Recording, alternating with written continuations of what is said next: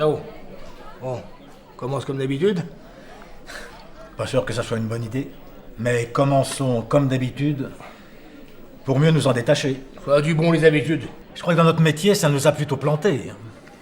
Faut même pas jeter le bébé avec l'eau du bain, non? Non, mais- Non, garçon. Deux picons là, au plan. Bah écoute, je crois qu'aujourd'hui, on aurait dû dire à Philippe et à Stéphane de se joindre à nous. Ben oui, dans notre situation, c'est pas bon de discuter sans notre directeur commercial et notre directeur financier. Pourquoi pas avec la gamine donc t'y es? Tourdaf il vient d'avoir un petit, puis il dort pas toute la nuit. Hein. Quant à Stéphane, comme d'habitude, il est en déplacement sur Paris. Tiens, on va se demander s'il a pas une greluche dans le coin, lui. Mais c'est son job d'aller rencontrer les distributeurs. Et la majorité sont implantés dans la région parisienne. Quant à Maude, la gamine, comme tu dis, elle vient de nous claquer sa démission. Oui, j'ai trouvé sa lettre sur mon bureau en entrant, j'ai complètement oublié de t'en parler. Alors, a pas fait long feu, celle-là. À peine plus d'un an qu'elle est là. Moi, je t'avais bien dit qu'il fallait pas l'embaucher. Bon, remarque, pas une grosse perte. Non, mais c'est vrai. Qu'est-ce qu'elle a, là, du haut de ses 35 printemps, à nous expliquer comment il faudrait manager? Non. Mais c'est peut-être elle qui a raison. Et vu la situation, on va avoir du mal à lui expliquer le contraire. Qu'elle pense qu'elle veut, tiens. Bon débarras. D'ailleurs, je m'évertue à te dire qu'on n'a pas besoin d'un vrai DRH pour 300 salariés. Tu étais bien content d'en avoir un quand il a fallu commencer à licencier. Bon, bah alors, on fait quoi? On délocalise? Tu sais très bien que je suis contre. Et que, politiquement parlant, je peux pas me le permettre. De toutes les façons, maintenant, le temps nous est compté. Alors, y a pas à tortiller, hein. Faut vendre. Bah, écoute, je suis bien content de te l'entendre dire. Oui, mais à qui maintenant? Qui voudra d'une boîte de textile au bord du dépôt de bilan? Quelqu'un qui peut utiliser rapidement nos machines et nos ouvriers? Tiens, j'ai une idée. De génie. Un fabricant de maroquinerie haut de gamme. Tu en connais, toi? Voilà, comme ça, là, non. Mais faudrait trouver un intermédiaire. Quelqu'un dont c'est le métier de rapprocher les vendeurs avec les acheteurs. Ah oui, c'est pas bête. Ah, Marcel pourrait nous trouver la bonne personne. Marcel. Mais, écoute, tu es bien conscient de ce que ça signifie pour toi et pour moi? De quoi, toi et moi? Écoute, fais pas l'imbécile. Tu sais très bien qu'un repreneur ne va pas nous garder. On est vieux, on coûte cher. Et puis on peut pas dire qu'on a fait la preuve de notre compétence. Parle pour toi. C'est toi le boss. Moi, je suis juste un bon technicien qui connaît mieux que personne les machines de cette usine. Nul n'est irremplaçable. Ils ont aussi des bons ingénieurs chez ces fabricants d'engins. Nous, on a les bons chefs d'atelier. En revanche, en matière d'informatique, eh oui, on peut pas dire qu'on soit au top. Corps de guidouille, je peux pas te laisser dire ça. On a des super serveurs qui tombent jamais en panne. Et qui prennent la moitié de la place dans nos bureaux. Au fait, tu as vérifié nos dernières sauvegardes? Oui. Hein? Et depuis quand? L'été dernier. Oh non. Tu vas pas me dire que nos dernières sauvegardes datent d'il y a 7 mois. Puisque je te dis que ça tombe pas en panne. Non mais c'est du solide notre service informatique, tu sais. Écoute, Gérard, je t'ai déjà expliqué qu'un ordinateur, ça ne fonctionne pas comme une machine à découper. Et si... Oh, mais ça suffit. Tu vas quand même pas m'apprendre mon métier. Ventre bleu, ça fait plus de 30 ans qu'on travaille ensemble. Tu sais quand même que tu peux me faire confiance, non? Tu expliqueras ça au repreneur et tu verras ce qu'il dira. Mais écoute, entre nous, ne te fais pas trop d'illusions. Hein. Il faut que tu songes à quitter la boîte. Jamais. Moi, on me fera pas partir. C'est moi qui déciderai de m'en aller. Et quand je le voudrai. Si ça te fait plaisir de le croire. Mais je te préviens. Si par miracle je trouve une offre qui tient debout, ça me fera plaisir de l'accepter. Et même si tu me prouves le contraire. Mais alors là, je serai plus là pour te protéger. Comment ça me protéger? Non. Mais depuis quand tu me protèges? Si j'avais pas été là pendant tout ce temps-là, tu te serais fait avoir plus d'une fois pour un fournisseur. Et sans compter les salariés qui détournaient les nappes pour les vendre sur les marchés. Oh, Gérard, on va pas commencer à s'engueuler. Ah, ouais. Hein? La situation est assez grave, j'ai eu une matinée très dure. Alors, mettons notre énergie à trouver des solutions. Bon. Quelles sont les alternatives?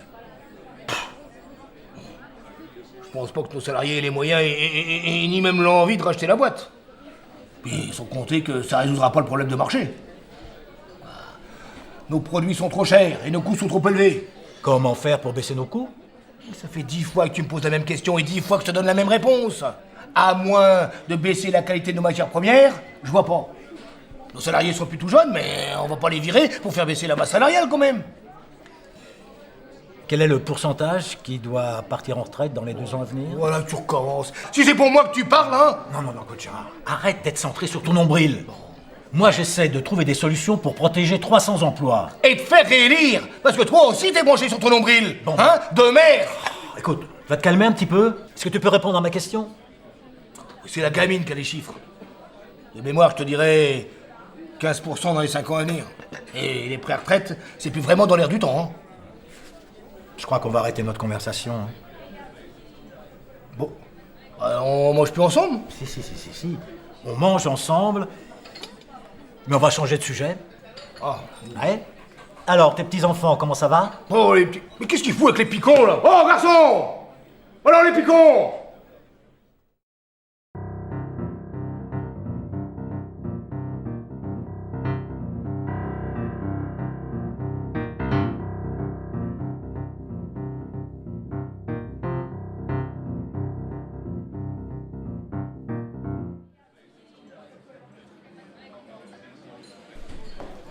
Bonjour André. Sympa cette ferme auberge, hein, je la connaissais pas. Remarquez que pour la trouver, il faut vraiment le vouloir, ou alors avoir un bon GPS. Bonjour Stéphane, je suis bien content de vous voir.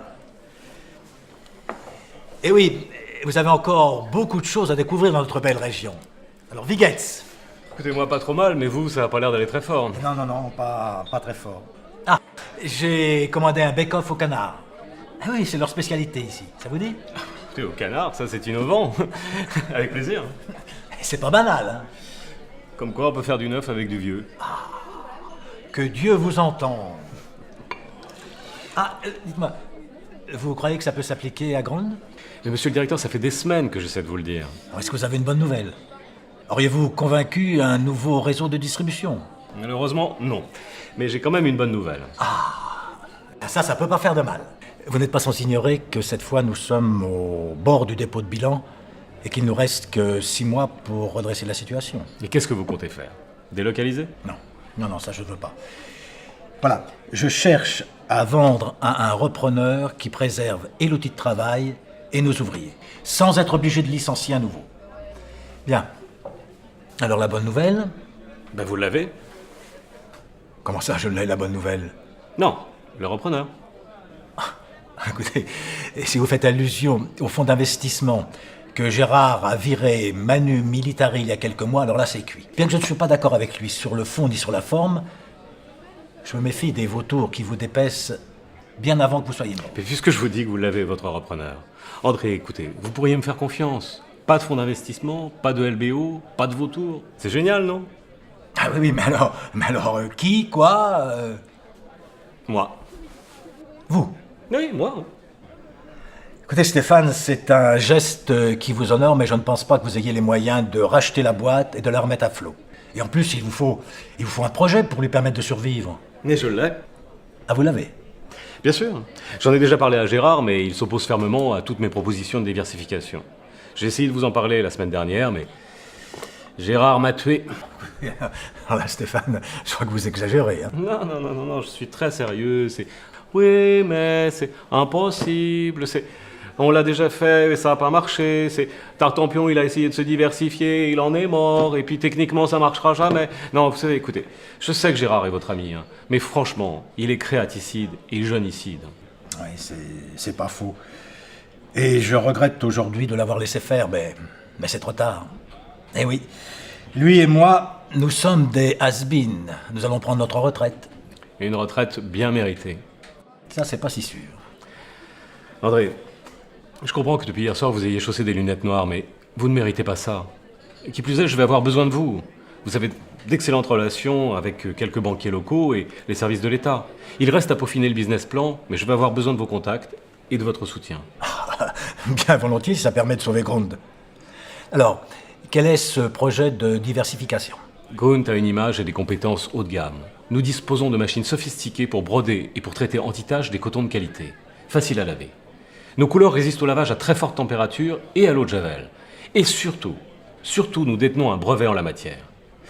Depuis quelques années, vous avez développé une activité de confection de nappes et serviettes pour restaurateurs plutôt haut de gamme. Qui ne se vendent pas parce que nous sommes trop chers. Oui, pour des petits restaurateurs français sans doute, mais pas pour des grands hôtels internationaux. J'ai fait réaliser une étude de marché et j'ai moi-même passé quelques coups de fil à des contacts dans le monde de l'hôtellerie haut de gamme. Il s'avère que les couleurs classiques des nappes et des tenues vestimentaires ne sont plus en phase avec le design coloré des hôtels à la mode aujourd'hui. Alors qu'est-ce qu'ils aimeraient? Mais ils aimeraient des couleurs plus vives, mais se pose alors le problème du nettoyage qui leur impose encore trop souvent le blanc.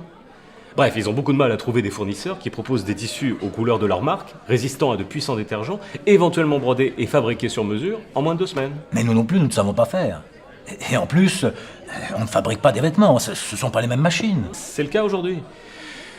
Ce que je vous propose, André, c'est de repositionner Grund sur la fourniture de nappes, serviettes, tabliers et vêtements de travail pour les hôtels-restaurants plutôt internationaux à partir de 3 étoiles.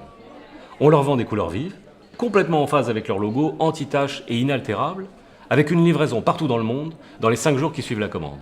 Ah, écoutez, non, là, vous déraisonnez, ça c'est complètement... 5 jours, c'est complètement impossible. Non, bon, 6 jours, 8 jours, la rapidité est un argument de vente aujourd'hui. Je ne vois pas en quoi il y a urgence. Il y a beaucoup de turnover et de personnel temporaire dans ces métiers. Sans parler des rachats et des changements de nom, d'identité visuelle, tout ça, ça nécessite de tout modifier très vite. Mais tout cela ne constituera pas un marché de renouvellement. Le problème avec les produits de qualité, c'est qu'on peut les garder longtemps. Les clients de Grund sont fidèles dans la continuité, mais ils achètent trop peu souvent. C'est bien pour cela qu'il faut cibler en priorité l'hôtellerie et la restauration. C'est un secteur qui use, même les produits de qualité.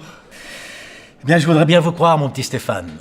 Mais cela va demander des transformations majeures, et dans notre outil de production, et dans toute l'entreprise. Je ne sais pas si nous en aurons les capacités.